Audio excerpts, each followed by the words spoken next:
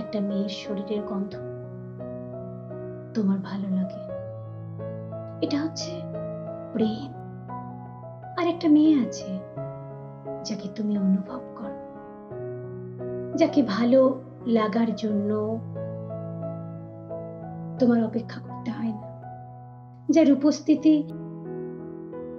তোমাকে সব পূর্ণতা দেয়, যার শরীরের গন্ধ লাগে না, যার স্পর্শ লাগে না।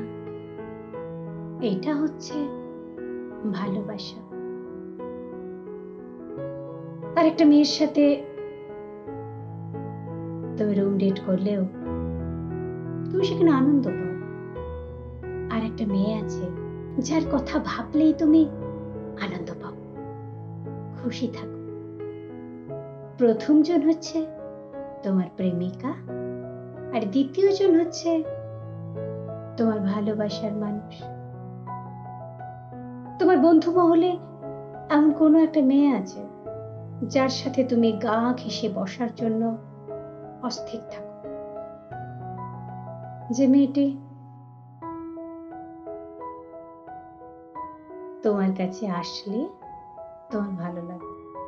একইভাবে তোমার মস্তিষ্কের অন্দরমহলে একটা মেয়ে আছে যার সাথে তুমি গা ঘেঁষে বসার জন্য অস্থির থাকো না, কিন্তু তার অনুপস্থিতির জন্য তোমার মস্তিষ্ক জানান দেয় তুমি অস্থির থাকো তার অনুপস্থিতিতে।